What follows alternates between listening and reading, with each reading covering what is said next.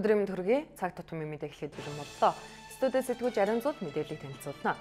Филиппин улсын экс тэргүүн хадагтай 89 настай Эмиль Маркос улсын хөрөнгийг хувьдаа завдсан эргээр буруутгагдан 77 жилийн ял авчээ.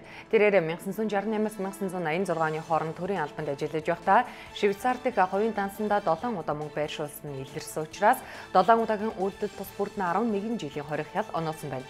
Тэрээр өмнө нь мөн авилгын хэрэгтээ буруутгагдж байсан ч 1986 онд эх орноос дөрвөн хавийн арал дээр амьдарч байсан юм байна. Энэ үеэр түүнийг орхиж явсан эд зүйлсийг нь олон нийтэд нь дэлгэн харуултал 1100 гаруй хосгоотол түүний өрөөнд байсан гэдгээ.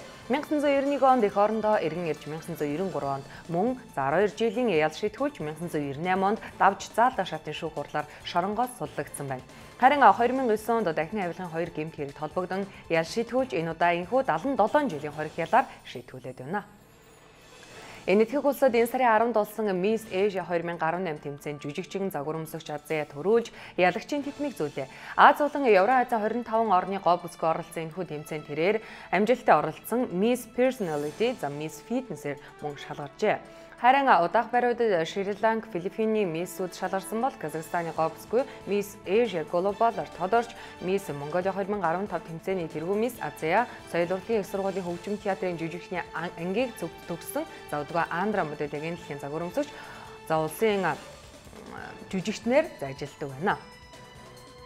Энэ сарын 24-ний өдөр Mongolia's Next Top Model нэвтрүүлгийн оролцогч Чамаа Эрдэнэ 11 давхраас унаж амиа алдсан хэрэг гарсан. Тодорхойлбол цагтаагийн байгууллагууд хангуу дүүргийн 15 дахь хорооны нутаг дэвсгэрт KH Apartment хотхоноос хүн унсан байна гэсэн дуудлага цагтаагийн байгууллагын 102 тоо дутсанд 10 дугаар сарын 24-ний 17:26 минутанд ирсэн байдаг. За хэргийн газрын үзүүлэлгээр талигачийн дагсны ар хэсэг гурван харьцан нэг хэмжээтэй бицарсан нуруу их зуларсан байжээ. Хэргийн газраас 47 кадр зураг нэг ширхэг төлхөөр iPhone 6 гар утас зэргийг эд мөрийн баримтаар авч хавтаст хэрэгт хавсаргасан байна. За хэргийн газарт үзлэг шалгалт хийсэн цагдаа нар урьдчилсан байдлаар гадны нөлөөгөө амиа хорлсон байж болзошгүй гэсэн анхны дүгнэлт гаргасан билээ. Талигачийн ар гэрийнх нь хэргийн урьдчилсан дүгнэлтэд санал нийлэхгүй байгаа бөгөөд гадны нөлөөтэй гэж болзошгүй үзэж байгаа. Гэхдээ талигачийг амиа хорлсон эсвэл гадны нөлөөтэй амиа алдсан гэдгийг шүүх хэмнэлийн дүгнэлтээр эцэслэн тогтоох юм а. Шүүх хэмнэлийн дүгнэлт ирэх 7 хоногт гарч хэргийг өчгөн тайлбарлах юм бололтой. Энэ оны 10 дахь сарын байдлаар Монгол улсын 113 иргэн бүгд найрамдагтад ард улсад ял идэлж байна. Үүнээс Хөх хотод 43, Хонгонгод 35, Бээжинд 23, Макаод 12 иргэн тус ял идэлж байгаа юм а.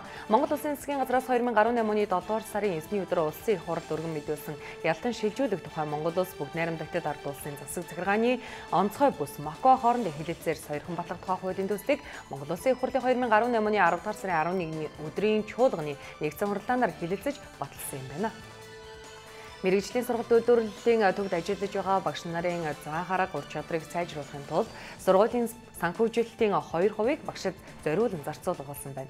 Мэргэжил сургалт үйлдвэрлэлийн төвийн төгсөгчид ажлын байранд тэнцэхгүй ангисан гомдлыг ажил олгогчдоос сонсохгүй тулд ийм өөрчлөлтийг зайлшгүй хийх шаардлага гарч байна гэж Хөдөлмөр нийгмийн хамгааллын яамны мэргэжлийн боловсрол сургалтын бодлогын зохицуулах газраас мэдгдлээ. Мөн технологийн эрен үед багш нарыг шинэ технологид сурах нөхцөл байдал бий болж байгаатай холбоотой юм байна. Мэргэжил сургалт үйлдвэрлэлийн төвүүд техник тоног төхөөрөмжөөр төдийлөн хангалттай байгаа учраас аж ахуйн нэгжүүдийн дэмжлэгтэйгээр сургалтыг хамтран зохион байгуулж байгаа юм. Багш нарыг хөгжүүлж өөрчлөхгүйгээр сургалтын агуулга чанар сайжрахгүй гэдэг үднээс сургалтын чанар ур чадрын шалгалтын зохион байгуулалтад анхаарах талаар шатрал ажлуудыг хийхээр төлөвлөсөн байна. Цаг тутмын мэдээ танилцууллаа. Одоо үргэлжлүүлэн цагийн агаар мэдээлэл хөл авч үзсэн үү.